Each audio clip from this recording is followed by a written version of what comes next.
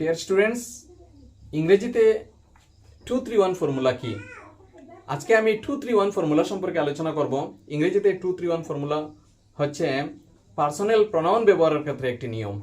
Personal pronoun হচ্ছে যখন কোনো ব্যক্তির পরিবর্তে, কোনো নামের পরিবর্তে, কোনো মানুষের নামের পরিবর্তে প্রোনাউন ব্যবহার হয়। যেমন আই, আমার নামের পরিবর্তে আই ব্যবহার করি, যেমন তোমার নামের পরিবর্তে ইউ ব্যবহার করি, তাহার নামের পরিবর্তে হি বা শি ব্যবহার করি, তখন এইগুলি হচ্ছে পার্সোনাল প্রোনাউন।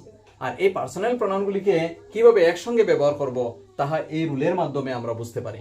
তো দেখো, টু হচ্ছে সেকেন্ড পারসন, আই হচ্ছে ফার্স্ট পারসন আমি, ইউ হচ্ছে তুমি সেকেন্ড পারসন, আর হি বা শি হচ্ছে থার্ড পারসন মানে অন্য একজন, 3 নাম্বার। এখানে সিরিয়ালে 3 নাম্বার আছে, প্রথম সিরিয়ালে আছে 2 নাম্বার। তার মানে সেকেন্ড পারসনকে আমরা প্রথমে বলবো ইউ, প্রথমে বলবো, তারপর বলবো থার্ড পারসন মানে হি, এন্ড পরে বলবো আই। যেমন you, he and I were present in the meeting.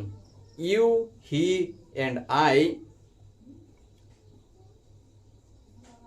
contribute a lot towards the development of a big fund. তো এই ধরনের বিভিন্ন সেন্টেন্স আমরা বলতে এই রুলটি ব্যবহার করতে পারি। তো ভিডিওটি ভালো লাগলে একটি লাইক দিয়ে দেবে, আর আরও কোনো কিছু বুঝতে অসুবিধা হলে আমাকে কমেন্ট দিয়ে জানাবে, আমি ভিডিও বানিয়ে জানাবো। আর সঙ্গে থাকার জন্য ধন্যবাদ। দেখা হবে নেক্সট ভিডিওতে।